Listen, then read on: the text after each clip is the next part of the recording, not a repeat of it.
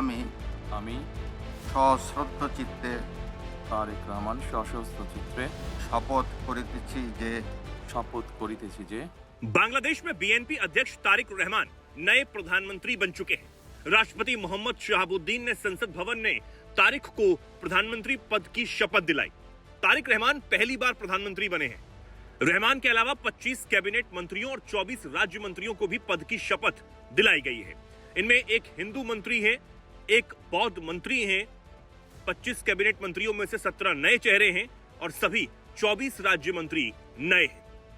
इस शपथ ग्रहण समारोह में भारत की तरफ से प्रतिनिधित्व कर रहे लोकसभा स्पीकर ओम बिरला भी मौजूद रहे। वहीं इसी के साथ अब प्रधानमंत्री नरेंद्र मोदी ने तारिक रहमान को भारत आने का न्योता भी दे दिया है।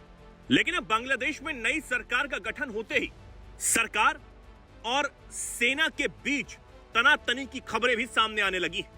उसकी वजह है नई सरकार में शपथ ले चुके विदेश मंत्री। जी हां, रहमान के कैबिनेट में कई नए चेहरों को शामिल किया गया। इनमें एक अहम नाम है डॉक्टर खलीलुर रहमान का। यूनिस सरकार के national security adviser Khalilur Rahman BNP सरकार में विदेश मंत्री बनाए गए। इतने अहम मंत्रालय की जिम्मेदारी मिलने के बाद ढाका की विदेश नीति में बदलाव के साथ साथ बांग्लादेश की अंदरूनी राजनीति में भी हलचल मच सकती है और इसकी वजह आर्मी चीफ वकार उज जमा और विदेश मंत्री खलीलुर रहमान की तनातनी। नॉर्थ ईस्ट न्यूज के मुताबिक मोहम्मद यूनिस के अंतरिम शासन के दौरान एनएसए खलीलुर रहमान काफी प्रभावी माने जाते थे। उनको यूनिस प्रशासन में अमेरिका के प्रतिनिधि के तौर पर भी देखा जाता रहा है।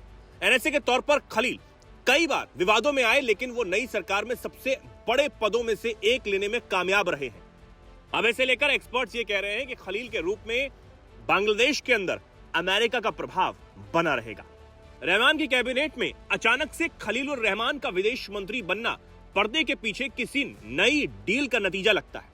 अमेरिका और बांग्लादेश ट्रेड डील और बोइंग एयरक्राफ्ट खरीद में अहम किरदार निभाने वाले खलील का नाम एकदम से जब आया और सांसद न होने के बावजूद भी उन्हें मंत्री पद दे दिया गया, और न सिर्फ मंत्री पद बल्कि एक अहम मंत्रालय, विदेश मंत्रालय। इसके पीछे क्या वजह हो सकती है?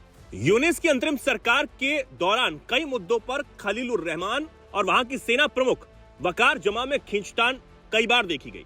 दोनों की एक दूसरे को कमजोर करने की कोशिशें भी सामने आती रही। दोनों का झगड़ा पहली बार मई 2025 में खलील के म्यांमार के लिए रखाइन ह्यूमैनिटेरियन कॉरिडोर बनाने की कोशिशों के बाद आया।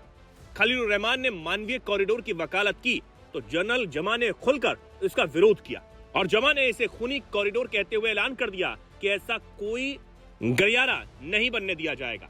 खलीलुर रहमान और वकार जमा के रिश्तों में तनाव को इससे समझा जा सकता है कि उन्होंने ढाका कैंटोनमेंट में खलील की एंट्री तक बैन कर दी, जिसके बाद खलीलुर रहमान ने बड़ा दांव चलते हुए लेफ्टिनेंट जनरल कमरुल हसन को चीफ ऑफ जनरल स्टाफ के पद पर शिफ्ट करने की भरपूर कोशिश करके आर्मी में तख्ता पलट की साजिश भी रची।